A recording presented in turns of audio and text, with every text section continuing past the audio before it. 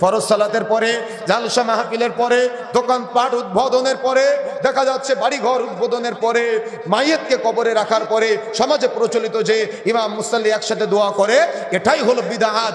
সালাতের একটা অর্থই হলো দোয়া, সালাতের একটা অর্থই হলো দোয়া। অর্থাৎ আপনি পুরো সময়টা আপনার রবের কাছে দোয়া করলেন, পুরো সময়টা নামাজের মধ্যে আপনি প্রার্থনা করলেন, আপনার রবের সাথে কথা বললেন।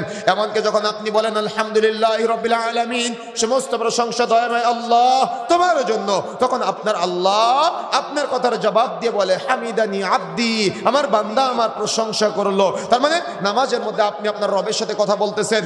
একেবারে যখন আপনি তাকবীরে তাহরিমার পরে বুকে হাত বাঁধলেন, সানা পাঠের পরে, সূরা ফাতিহা পড়ার আগে আপনি আপনার রবের কাছে দোয়া করতে পারেন।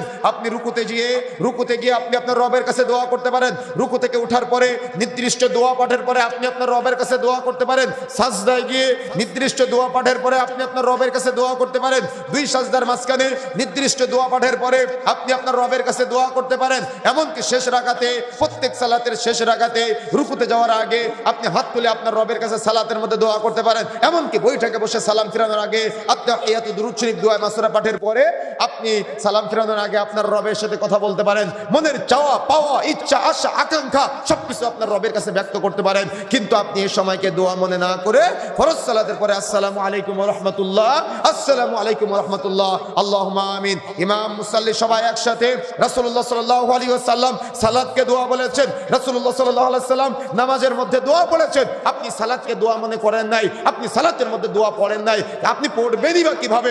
আপনি যখন সানার অর্থ জানেন না, আপনি যখন আল্লাহু আকবার শব্দের অর্থ জানেন না, আপনি যখন সুবহান রাব্বিল আযীম শব্দের অর্থ জানেন না, আপনি যখন সুবহান রাব্বিল আলা শব্দের অর্থ জানেন না, আপনি যখন আত্তাহিয়াতু দুরূদ শরীফ দোয়া মাসুরের অর্থ জানেন না, আপনি এগুলাকে দোয়া মনে না করে আপনি কি করলেন? আসসালামু আলাইকুম ওয়া রাহমাতুল্লাহ, আসসালামু আলাইকুম ওয়া রাহমাতুল্লাহ, আল্লাহুম্মা আমিন। তার মানে নামাজটাকে আপনার দোয়া মনে হয় নাই। আপনি নতুন করে নামাজের পরে দোয়া না করা পর্যন্ত আপনি দাঁড়ায় সুন্নত নামাজ পড়তে পারেন না। এটা স্পষ্ট বিধান। ফরজ সালাতের পরে, সুন্নাত সালাতের পরে একাকী করতে পারেন, কোনো সমস্যা নাই। একাকী দোয়া করার অসংখ্য হাদিসের রেফারেন্স দেওয়া যাবে শত শত। আল্লাহর কাছে দুই হাত তুলে দোয়া করলে আল্লাহ তার হাত খালি হাতে ফেরত দিতে লজ্জা পায়। আল্লাহর কাছে দুই হাত তুলে দোয়া করতে আপনি বাধ্য।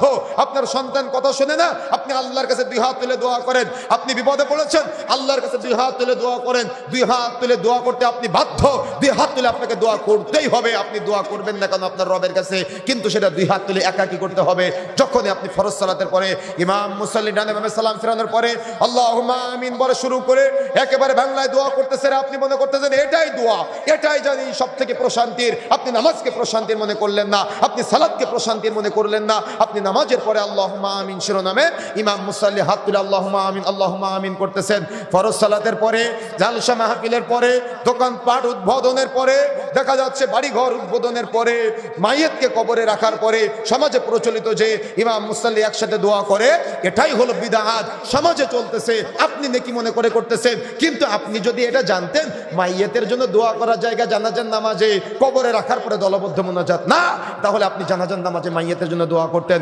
আপনি যদি এটা জানতেন আমার দোয়া করার জায়গা হলো নামাজের মধ্যে, আমার দোয়া করার নামাজের বাহিরে না, সে অন্য সুন্নাহ পদ্ধতিতে আমি করব, কিন্তু নামাজের মধ্যে আমি দোয়া করতে হবে, আপনি এটা জানেন না বিধায় আজকে আপনি আবেগের তাড়নায় আপনি কি করতেছেন? ইমাম মুসাল্লি সবাই একসাথে ফরজ নামাজ শেষ করে আল্লাহুম্মা আমিন, আপনি এটাকে সুন্নাত মনে করেছেন। যদি আপনি এটাকে সুন্নাত মনে করেন, রাসূলের থেকে দলিল লাগবে। আল্লাহ রাসূল কি সাহাবীদের নিয়ে এভাবে আমল করেছেন? সাহাবায়ে কেরামকে কোনো অন্য সাহাবীকে নিয়ে আমল করেছেন? যদি না করে থাকে, আপনি যদি করেন, তাহলে এটা সুন্নাত হবে না বিদআত হবে? কথা বলতে হবে, সুন্নাত হবে না বিদআত হবে? এখন আসেন